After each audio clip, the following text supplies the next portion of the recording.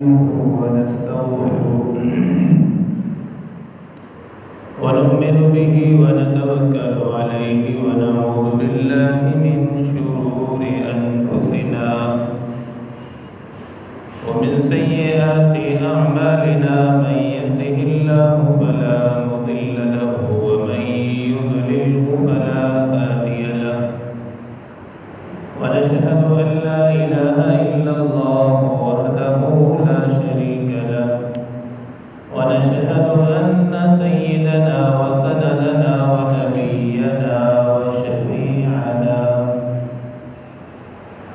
وهادينا ومرشدنا ومولانا محمدا عبده ورسوله أما بعد فأعوذ بالله من الشيطان الرجيم بسم الله الرحمن الرحيم قال الله تبارك وتعالى في كلام المجيد والفرقان الحميد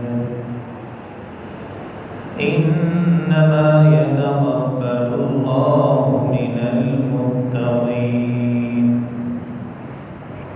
اللهم صل على سيدنا محمد وعلى آل سيدنا محمد وبارك وسلم اللهم صل على سيدنا محمد وعلى آل سيدنا محمد وبارك وسلم اللهم صل على سيدنا محمد وعلى آل سيدنا محمد وبارك وسلم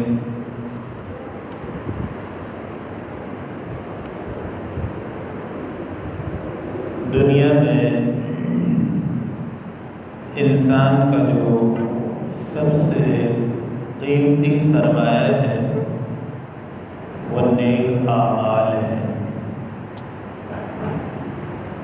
قرآن مجید میں اللہ رب العزت نے جو ہمیں نماز، روزہ، زکوٰۃ، حج ان اعمال کا حکم دیا ہے اور یہی ہماری سب سے زیادہ قیمتی سرمایہ ہے اور انسان کی زندگی میں یہی جمع پہنچی ہے اور مرنے کے بعد یہی اعمال انسان کو کام آئیں گے۔ ویسے تو انسان اللہ رب العزت کی رحمت، فضل ہی سے انسان کا کام بنے گا، لیکن نیک اعمال اللہ رب العزت کی رحمت کو متوجہ کرنے کا سبب بنے گی اور مرنے کے بعد ظاہر سی بات ہے سارے اعمال انسان کے ختم ہو جاتے ہیں۔ کچھ نیک اعمال ایسے ہوتے ہیں جو انسان کے مرنے کے بعد بھی صدقہ جاریہ کے طور پر جاری رہتے ہیں اور انسان کو اس کا ثواب ملتا رہتا ہے۔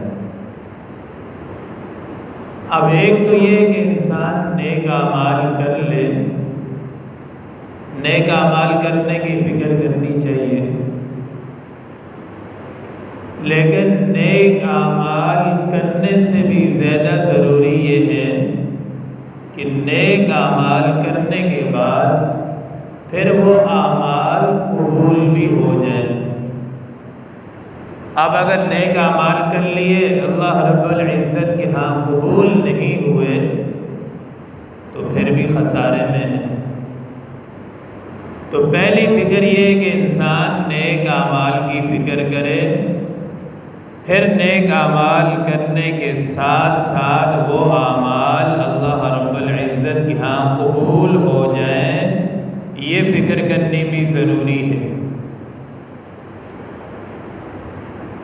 ایک بزرگ نے بڑی خوبصورت بات ارشاد فرمائی کہ بسا اوقات انسان کے اوپر اللہ رب العزت اعمال کے دروازے کھول دیتے ہیں۔ بہت سارے لوگ ہوتے ہیں ایسے کہ نمازیں بھی پڑھتے ہیں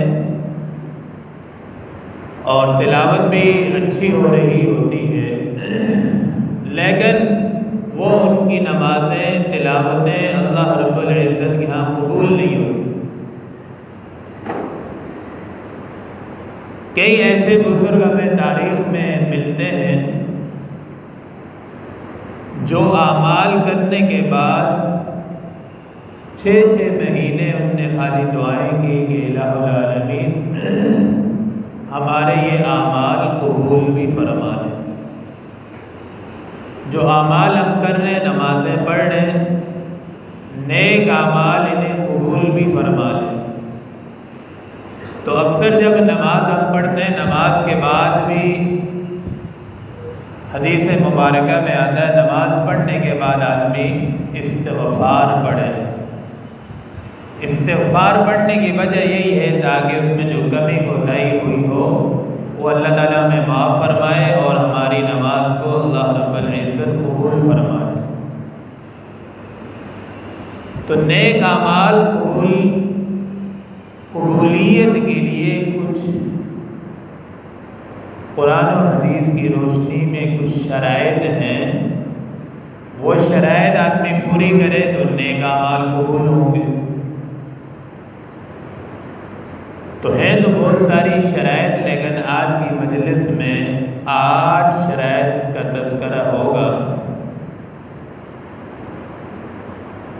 تو ان میں سے پہلی جو شرط ہے وہ یہی ہے نیک عمل کے قبولیت کے لیے کہ انسان کا عقیدہ درست ہو، اللہ رب العزت کے ساتھ انسان کا عقیدہ درست ہو۔ اب اگر عقیدہ درست نہیں ہوگا تو جتنے بھی اعمال کرتے رہے اللہ رب العزت کے ہاں وہ اعمال قبول نہیں ہوں گے۔ اب انسان کا عقیدہ کیا ہے؟ قرآن مجید میں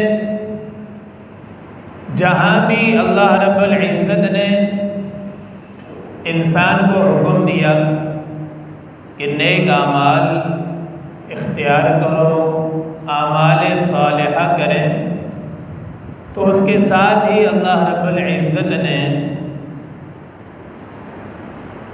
ایمان کی شرط لگائی۔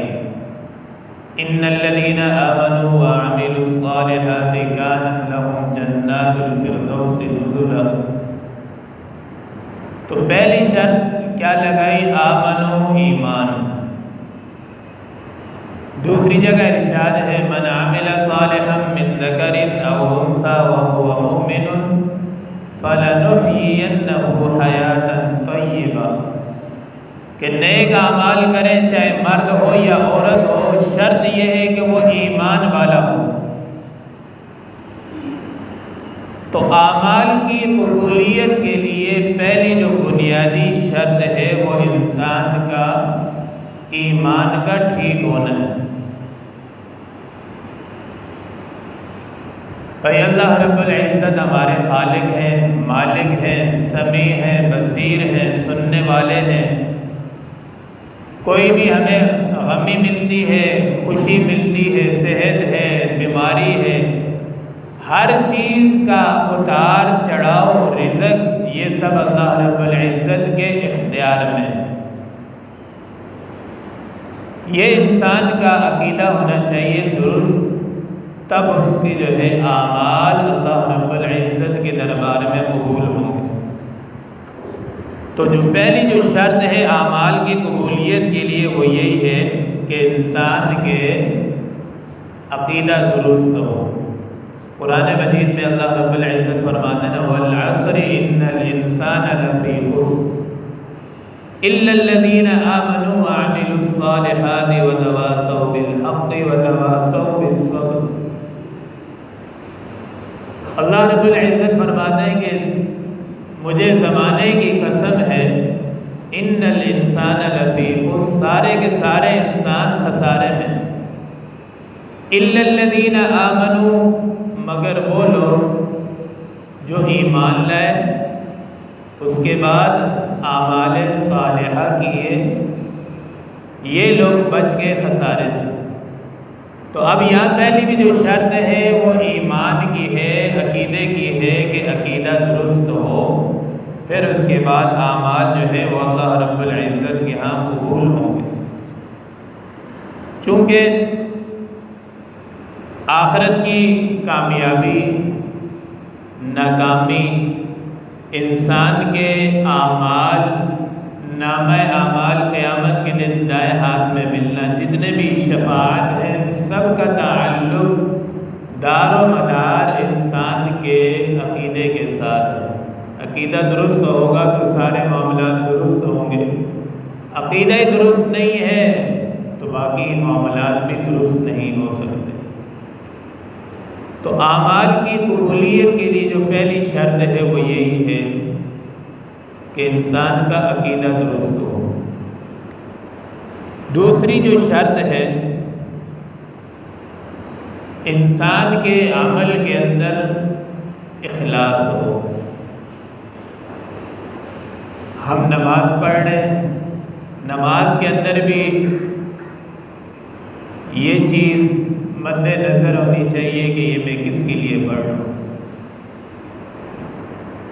ہمارے ہر عمل کو جو چیز جاندار بنانے والی ہے وہ اخلاص ہے۔ ہر عمل کے اندر اخلاص ضروری ہے۔ قرآن مجید میں اللہ رب العزت ارشاد فرماتے ہیں وَمَا أُمِرُوا إِلَّا لِيَعْبُدُوا اللَّهَ مُخْلِصِينَ لَهُ الدِّينَ أَلَا لِلَّهِ الدِّينُ الْخَالِصُ وَالَّذِينَ اتَّخَذُوا مِن دُونِهِ أَوْلِيَاءَ مَا نَعْبُدُهُمْ إِلَّا لِيُقَرِّبُونَا إِلَى اللَّهِ زُلْفَىٰ۔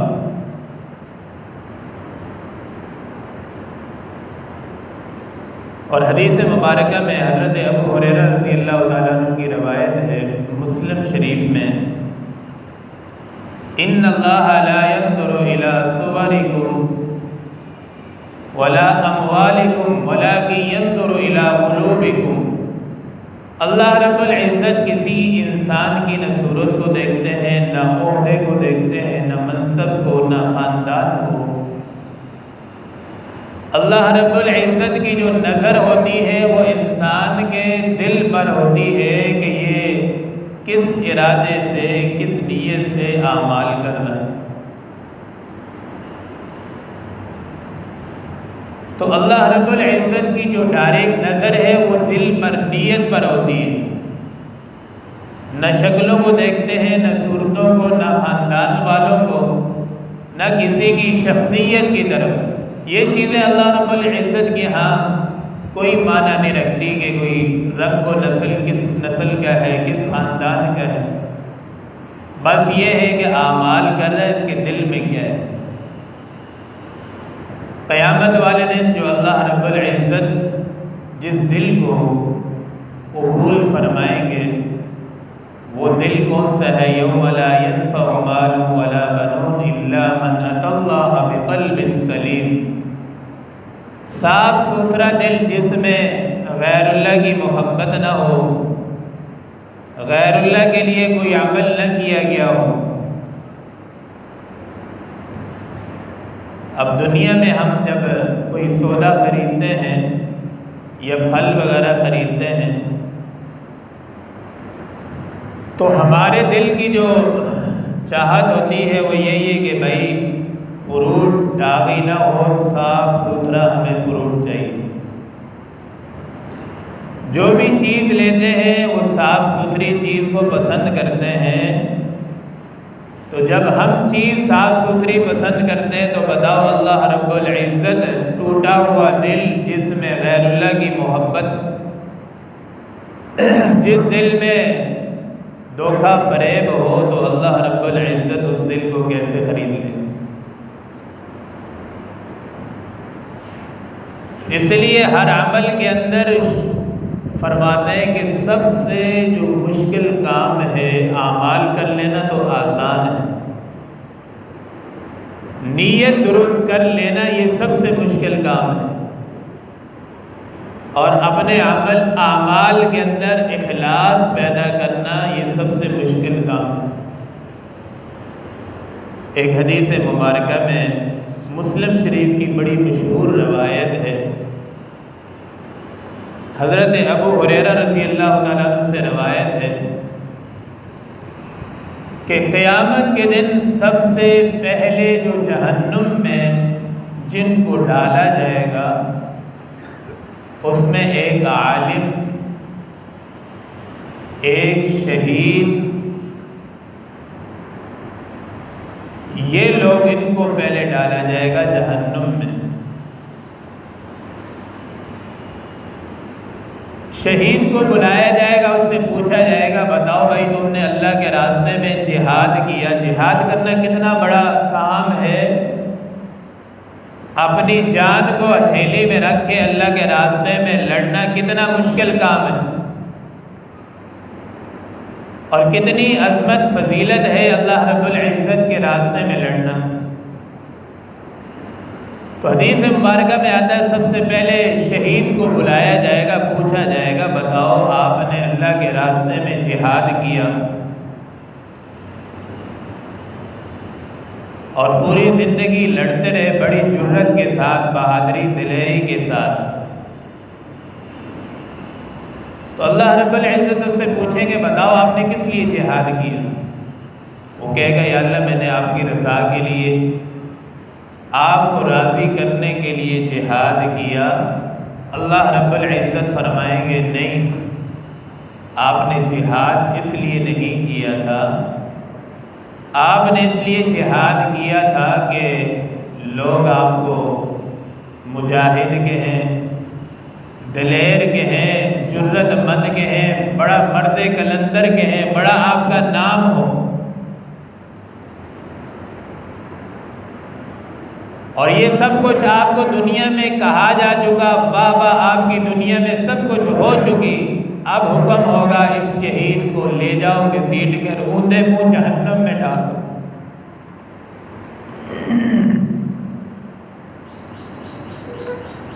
اب جب اخلاص نہیں ہوگا تو کوئی عمل قابل قبول نہیں ہے اللہ رب العزت کے دربار میں۔ اللہ رب العزت کے دربار میں جس عمل کی قیمت ہے وہ اخلاص کی بنیاد پر قابل قبول ہو، اور کئی لوگ ایسے ہیں جو اللہ رب العزت کے راستے میں لاکھوں روپے خرچ کرتے ہیں، لیکن ان کی نیت اپنا نام بنانا ہوتا ہے، ان کی نیت لوگوں کو دکھلانا مقصود ہوتی ہے۔ کئی لوگ ایسے ہوتے ہیں کہ خرچ 1 روپیہ 2 روپے کرتے ہیں، لیکن ان کے اخلاص اتنا ہوتا ہے کہ لاکھوں روپے خرچ کرنے والوں سے وہ آگے نکل جاتے ہیں۔ دوسرے نمبر پر عالم کو لایا جائے گا قیامت والے دن، اس سے پوچھا جائے گا بتاؤ بھائی آپ نے کس لیے علم حاصل کیا، اور دنیا میں آپ کا ایک بڑا نام تھا، چرچا تھا، بڑے خطیب تھے آپ، خطیب سے بھی ہر بول کے بارے میں پوچھا جائے گا کہ یہ بیان آپ نے جو کیا خود آپ اس پر کتنا عمل کرتے تھے۔ تو خطیب عالم بھی کہے گا یا اللہ میں نے علم اس لیے حاصل کیا، لوگوں کو پڑھایا، بیانات کیے تاکہ آپ کی رضا مجھے نصیب ہو جائے، آپ راضی ہو جائیں۔ تو اس خطیب سے بھی کہا جائے گا، عالم سے بھی کہا جائے گا نہیں، آپ نے اس لیے علم حاصل کیا لوگ آپ کو عالم کہیں، بڑا قاری کہیں، بڑا خطیب کہیں، اور بڑا اچھا مواعظ کہیں، اچھا بیان کرنے والا کہیں، یہ سب کچھ آپ کو کہا جا چکا، اور یہ سب کا بدلہ آپ کو دنیا میں مل گیا ہے، واہ آپ کی ہو چکی ہے، سب کچھ ہو چکا ہے، حکم ہوگا کہ اس کو بھی لے جاؤ اوندے منہ سیدھا جہنم میں ڈالو۔ حدیث مبارکہ میں آتا ہے تیسرے نمبر پر مالدار کو لایا جائے گا، وہ مالدار جو اللہ کے راستے میں خوب خرچ کرتا تھا، اس سے بھی پوچھا جائے گا بتاؤ بھائی آپ نے اتنا مال اللہ کے راستے میں خرچ کیا اور اتنا آپ نے اللہ کے راستے میں دیا، کس لیے دیا؟ وہ کہے گا یا اللہ میں نے آپ کی رضا کے لیے۔ دنیا میں انسان چھپ سکتا ہے فراڈ کر کے اور ٹھگی کر کے، سب کچھ کر کے آدمی چھپ سکتا ہے، دنیا میں چونکہ اعمال میں اعمال کی جگہ ہے، جزا کی جگہ نہیں ہے۔ قیامت جزا کی جگہ ہے، وہاں آدمی چھپ نہیں سکتا۔ دنیا میں مجرم بھی ایک صف میں، چور بھی ایک صف میں، نیک بھی بد بھی، ہر قسم کا بندہ ایک ہی صف میں کھڑا ہوگا۔ قیامت کے دن یہ نہیں ہوگا وَامْتَازُوا الْيَوْمَ أَيُّهَا الْمُجْرِمُونَ أَلَمْ أَعْهَدْ إِلَيْكُمْ يَا بَنِي آدَمَ أَلَّا تَعْبُدُوا الشَّيْطَانَ إِنَّهُ لَكُمْ عَدُوٌّ مُّبِينٌ۔ اب تو یہ صفیں بنے گی بھائی، انبیاء کی صفیں ایک طرف، علماء ایک طرف، شہداء ایک طرف، صالحین ایک طرف۔ اب مجرم الگ ہو جائے، چور ایک طرف، امانت دار ایک طرف، سچ بولنے والے ایک طرف، نمازی ایک طرف، بے نمازی ایک طرف، ہر ایک کی الگ صفیں بنے گی۔ اب جو ہے چور شہداء کی صف میں نہیں کھڑا ہو سکتا، جھوٹ بولنے والا سچوں کی صف میں کھڑا نہیں ہو سکتا۔ اب الگ ہو جائے، کھوٹا کھرا سب الگ ہو جائے گا۔ وہ دن جزا کا دن ہوگا، اعمال کے بدلے کے دن ہوگا۔ آج عمل کا دن ہے، کل عمل کا دن نہیں ہوگا، جزا کا دن ہوگا۔ تو اعمال کو جو وزنی بنانے والی چیز ہے وہ اخلاص ہے۔ جو آدمی جتنے اخلاص کے ساتھ اعمال کرے گا وہ اللہ رب العزت کے دربار میں قبول ہوتے ہیں۔ ورنہ بہت سارے اعمال ایسے ہوتے ہیں، ہم اعمال تو کر رہے ہوتے ہیں لیکن ادھر کچھ اعمال کی نحوست ایسی ہوتی جن کی وجہ سے ہمارے اعمال لپیٹ کر منہ پہ مار دیے جاتے ہیں کہ ان کے کوئی عمل قبول نہیں۔ نمازیں تو پڑھ رہے ہیں، والدین کے نافرمان ہیں، نمازیں تو پڑھ رہے ہیں، ظلم بھی ساتھ جاری ہے۔ تو ایسے اعمال، ایسے انسان بندے کے اعمال منہ پہ مار دیے جاتے ہیں، کوئی قابل قبول نہیں ہو۔ تو ہر چیز کے جب ہم حقوق ادا کریں گے تو تب اعمال قبول ہوتے ہیں اللہ رب العزت کے ہاں۔ تو پہلی جو شرط ہے اعمال کی قبولیت کے لیے وہ یہ ہے کہ عقیدہ درست ہو۔ دوسری قبولیت کی جو شرط ہے وہ انسان کے اعمال میں ہر چیز میں اخلاص شرط ہے۔ اخلاص کے ساتھ اعمال کیے جائیں تب اللہ رب العزت کے بارگاہ میں قبول ہوتے ہیں۔ تو اعمال کی جو باقی جو 6 شرائط ہیں وہ زندگی رہی انشاءاللہ پھر آئندہ جمعے میں عرض کیے جائیں گے۔ اللہ رب العزت سے دعا ہے کہ اللہ رب العزت ہم سب کو نیک اعمال کرنے کے ساتھ ساتھ اخلاص کے ساتھ اعمال کرنے کی توفیق عطا فرمائے۔ وآخر دعوانا الحمد للہ۔